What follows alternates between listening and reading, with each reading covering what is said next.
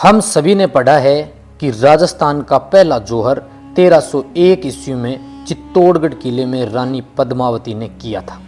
लेकिन क्या आप जानते हैं कि इससे भी 250 साल पहले यानी आज से लगभग 1000 साल पहले सन 1043 ईस्वी में 360 रानियों ने अग्नि जौहर किया था। नमस्कार दोस्तों, मैं आप सभी का साथी डीपी पारिक आप सभी का एक बार फिर से स्वागत करता हूं। ये कहानी है भरतपुर जिले के बयाना किले की, जिसे बाणासुर का किला भी कहा जाता है। इसका इतिहास लगभग 5000 साल पहले महाभारत काल से जुड़ा हुआ है। यह किला चित्तौड़गढ़ का किला बनने से पहले एशिया का सबसे बड़ा और सबसे सुरक्षित किला था। इस किले में स्थित है गुप्त वंश के शासक समुद्रगुप्त के द्वारा बनवाया गया 372 ईस्वी का भारत का प्रथम विजय स्तंभ, जो आज भी सीना तान के खड़ा है। इस किले में स्थित है इल्तुतमिश द्वारा बनवाई गई सतफेरा मीनार। इस किले से ही मिले हैं गुप्त काल के सिक्कों का ढेर, जिसे बयाना निधि के नाम से जाना जाता है। इस किले में हमें मिले कुछ ऐसे महल जो अब जमीन में दब रहे हैं, ऐसी दर्जनों इमारतें जिनकी राज, जिनके रहस्य अब जमीन में दफन हो रहे हैं। तो चलिए आज इस किले के इतिहास को जानते हैं और देखते हैं कि आज इस किले के महल किस अवस्था में हैं।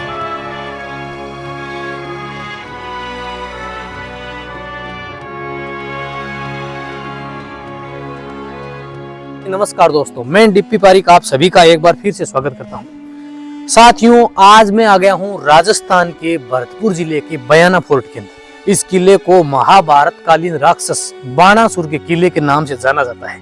इस किले के ऊपर गुप्त काल, मुगल काल, भरतपुर के जाट राजाओं, तुर्कों और उसके बाद में यदुवंशी राजपूतों का इस किले के ऊपर शासन रहा है। डीपी पारिक आप सभी को पूरा बयाना फोर्ट एक्सप्लोर करवाने वाला हूं।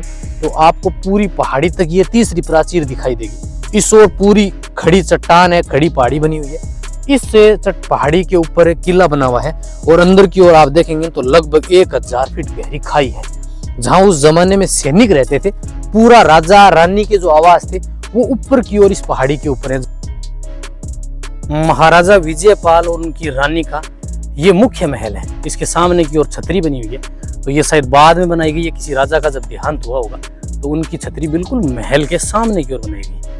अब आप देखिए ये वाला महल जो है ना, इसकी डिजाइन देखिए। महाराजा विजयपाल के भाई थे तिमनपाल, जिनका तिमनगढ़ किले के ऊपर अधिकार रहा है, जो कि करौली जिले की मासुलपुर तहसील में है। उस किले के अंदर प्रवेश करने के 2 द्वार थे, वो भी बिल्कुल हूबहू ऐसे ही मैंने देखे थे। इस ओर एक है ना छोटा कमरा भी बना हुआ है, ये वाला जिसकी ऊपर की दीवार है वो टूट रही है। ये वाला भाग देखिए, इस ओर आपको दीवार दिखाई देगी, क्योंकि ऊपर की ओर जो है ना वो महल बने हुए हैं। अंदर के जो महल है वो बिल्कुल आपको क्षत विक्षत दिखाई देंगे। तो चलिए अब अपने चलते हैं इस महल के अंदर की ओर। अब आपको मैं ये रानी का जो महल है ये दिखाता हूँ। साथियों, राजा विजयपाल जी का इस किले के ऊपर अधिकार रहा है। 1043 ईस्वी में अबू बकर कंधारी ने इस फोर्ट को चारों ओर से घेर लिया था। पहले इस गेट को देखिए, आपको मैं दिखाऊं तो ये गेट जो है ना ऊपर की ओर है, यहाँ पर कांच लगाए गए थे वो निकल गए। आज भी आप कुछ अवशेष जो बचे हुए हैं उनकी डिजाइन देखिए, वाकई बेहतरीन है। पूरा लाल पत्थर से बनाया गया, जो कि यहाँ पास के ही धौलपुर से काम में लिया जाता है। लाल पत्थरों का औद्योगिक शहर उसे कहा जाता है।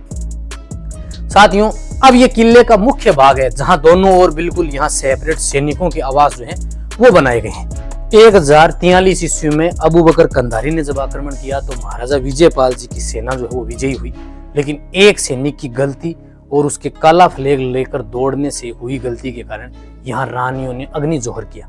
महाराजा विजयपाल जी की 360 रानियां थी। कहते हैं कि ये रानी का मुख्य आवास था। जब रानी को खबर मिली कि विजयपाल जी जो है वो युद्ध के अंदर शहीद हो गए, तो महाराजा विजयपाल जी की मुख्य रानी इसी खंबे के ऊपर यहाँ अपने हाथ लगा के और दीवार के ऊपर सर पटक पटक के कहते हैं कि उन्होंने अपनी जान दे दी। बाकी जो अन्य रानियां थी वो नीचे उस बावड़ी के अंदर 360 रानियों और अन्य राजकुमारियों ने अग्नि जौहर किया था। अब आप देख सकते हैं कि आज भी आपको यहाँ रानी के हाथ के निशान दिखाई देंगे।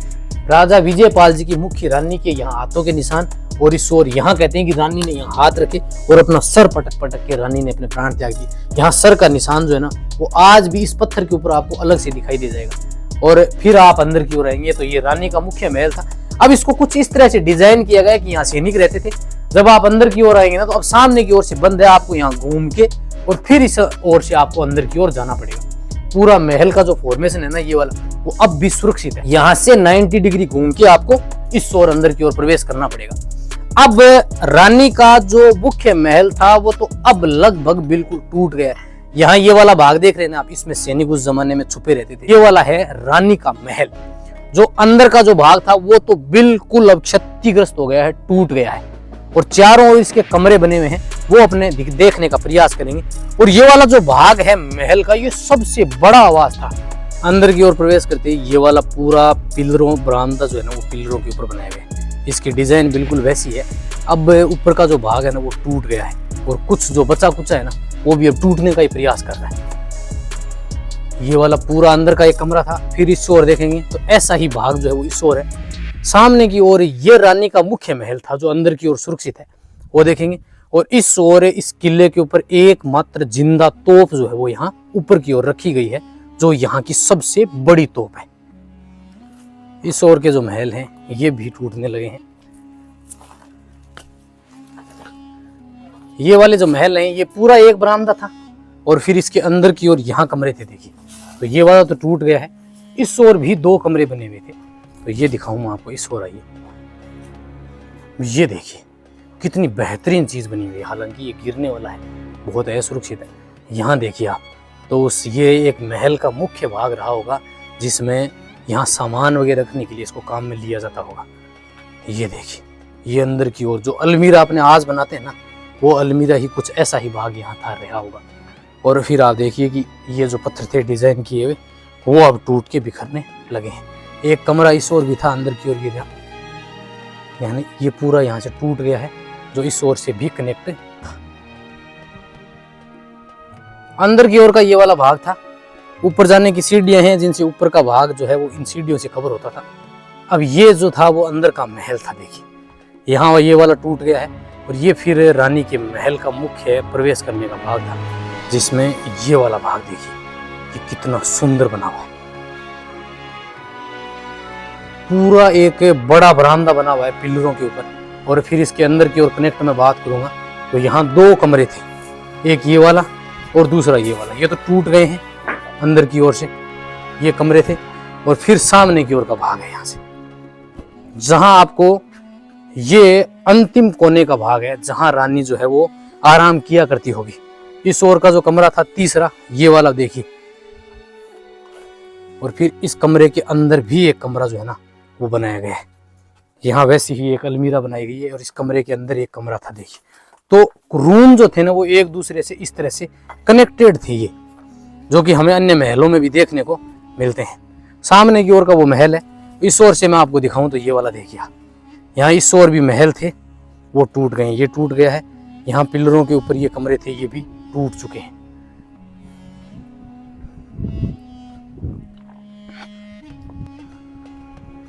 दूसरा और अंतिम कोने का जो ये बरामदा है, महल है, वो कुछ इस तरह का है। बाहर की इसकी डिजाइन देख रहे हैं आप, अंदर वही पिलरों के ऊपर बनाया गया है और ये बिल्कुल कोने के ऊपर बना हुआ है, जहां इस पूरे फोर्ट को अनुभव किया जा सकता है। और यहाँ से गर्मी के मौसम में जो शीतल हवा, ठंडी हवा आती होगी, क्योंकि इस ओर जो है ना वो एक झील सी बनाई गई थी। देखिए पूरा इस ओर से नियंत्रित करके यहाँ एक तालाब सा बनाया गया था, ताकि वहाँ पानी इकट्ठा हो जाए और उस पानी से फिर यहाँ जो ठंडी हवा आती थी शीतल, वो वाकई बेहतरीन होती होगी उस जमाने में। यहाँ से पूरा जो महल है, इस ओर का जो बाहर का भाग है इस महल का, नीचे की ओर जो बावड़ी है वो आप देख रहे हैं, तो आपको दिखाई दे जाएगी यहाँ से बावड़ी। और फिर जो हमने प्रवेश किया था वो 4 दीवारी भी आप देख पाएंगे। और इस फोर्ट के ऊपर की ओर की जो 4 दीवारी है वो भी आप जो है वो यहाँ से देख पाएंगे। लगभग 30 से 32 किलोमीटर के अंदर ये जो 4 दीवारी है वो ये फैली हुई है। कई कई जगह से अब ये टूटने लगी है। और पूरे के चारों ओर आप देखेंगे तो लगभग 1000 फीट गहरी खाई भी है। पत्थरों को बहुत ही सुंदर ढंग से और डिजाइन करके बनाया गया। सामने की ओर फिर इस बरामदे के अलावा यहाँ 2 कमरे जो हैं वो भी बनाए गए थे। तो ये देखिए, ये उसी जमाने के, और इन पत्थरों के ऊपर बिल्कुल छोटे छोटे पत्थरों से ऐसा लगता है कि इस ओर भी आवाज थे, उनको अब बंद कर दिया गया है। बयाना फोर्ट के ऊपर रखी गई तोप है और इसको कम से कम 50 लोग भी एक साथ उठाना चाहें तो मुमकिन नहीं है। तो सोचिए कि उस जमाने में इस तोप को कैसे लाया गया होगा। अगर तोप को समय की मैं बात करूं तो 1527 ईस्वी 26 ईस्वी के अंदर पानीपत की लड़ाई की थी बाबर ने, और बाबर यहाँ भारत में सबसे पहले गोला बारूद और तोप लेके आया था। तो उसके बाद की है, तो अगर आप आइडिया लगाएं तो ये लगभग ये मानिए 500 साल पुरानी होगी अधिकतम। तोप का ये वाला जो हिस्सा है इसको इसके अंदर सेट किया जाता था। हालांकि अब तो है ना इसको तोड़ के लोग ले गए हैं और इसका आइसक्रीम खा गए। और फिर यहाँ तोप जो चलाने वाला था वो तोप चलाने के बाद में इसके अंदर की ओर नीचे चला जाता था। ये बंद हो गया है। और ये वाला जो रास्ता था, अगर मान लो इस तोप का जो धमाका था वो इतना अधिक होता था कि तोप नीचे जाने के बाद में यहाँ अंदर की ओर सुरंग का रास्ता बना हुआ है और फिर दूसरी ओर यहाँ पहाड़ी के ढलान की ओर यहाँ पर इस ओर वो खुलता है नीचे की ओर, जहाँ से वो बाहर निकल जाता था। या फिर ऐसी कोई स्थिति होती तो वो इस ओर से उसके लिए यहाँ से गुप्त द्वार बनाया गया। अब आप इस तोप की लंबाई देखिए, तोप जो है वो लगभग 15 फीट लंबाई की तोप है। और इस तोप को उस जमाने में इस किले के ऊपर किस तरह से लाया गया होगा। किले की जो जमीन से हाइट है वो लगभग 1000 फीट है। तो उस जमाने में किस तरह से यहाँ इसको लाया गया होगा और फिर इसको यहाँ लगाया गया होगा।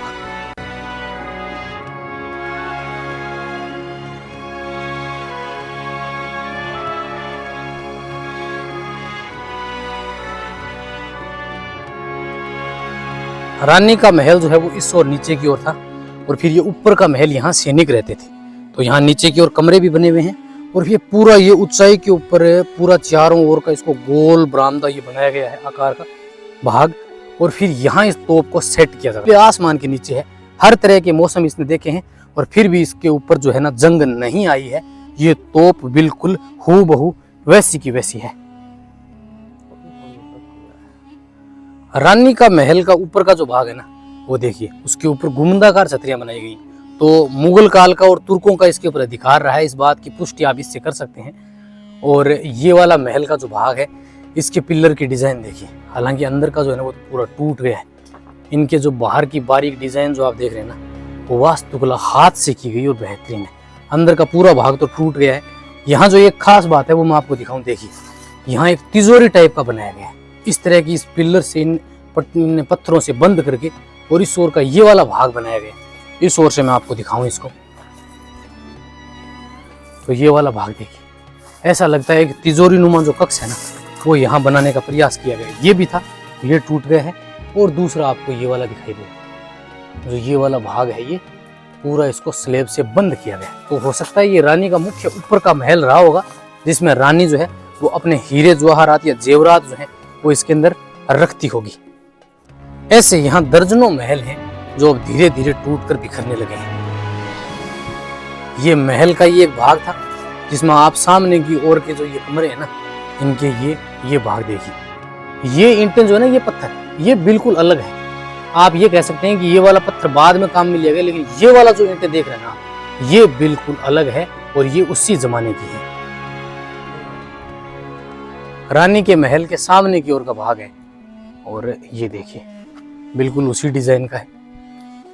पूरा जो छत है वो थोड़ी बहुत सुरक्षित जरूर है, लेकिन चारों ओर का भाग जो है ना वो टूट के बिखर गया है। इसके अंदर की ओर है ना एक छोटा सा भाग बना है, ये दिखाता हूँ मैं आपको। ये देखिए ये बिल्कुल अलग है। ये देखिए, ऐसा माना जाता है कि बयाना निधि यानी गुप्त वंश के सोने के और गुप्त वंश के जो सिक्के हैं वो सबसे ज्यादा यहीं से प्राप्त हुए हैं। और आज भी कहते हैं कि यहाँ खजाना गड़ा हुआ है। और देखिए जगह जगह आज भी आपको खुदाई जो है ना वो दिखाई दे जाएगी इसी के चक्कर में। तो ऐसी मान्यता है कि इस किले के अंदर आज भी खजाना मिलता है। कुछ सालों पहले ही यहाँ गुप्त वंश के सबसे अधिक सिक्के मिले थे, जिन्हें बयाना निधि के नाम से जाना जाता है, जो आज भी संग्रहालय में रखे हुए हैं। इस ओर सतफेरा मीनार आपको दिखाई देगी, उसके दूसरी ओर कोने के ऊपर ये जो है ना महल के कुछ भाग बने हुए हैं जो लंबे हैं, और अंदर की ओर के जो है ना वो तो पूरे टूट चुके हैं। तो बिल्कुल ये क्षतिग्रस्त है और टूटने वाला है, जीर्ण शीर्ण अवस्था में।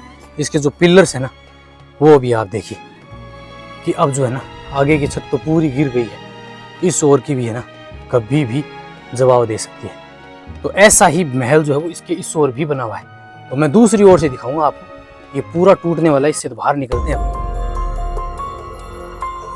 साथियों, बयाना फोर्ट को बयाना स्थित उस्सा मस्जिद या उस्सा मंदिर से जोड़ने वाली ये है सुरंग। ये सुरंग कनेक्ट होती है यहाँ से लगभग 8 किलोमीटर दूर बयाना में बने हुए बयाना मंदिर, बयाना मस्जिद के अंदर। कहते हैं कि ये सुरंग पूरी वहां तक कनेक्टेड है।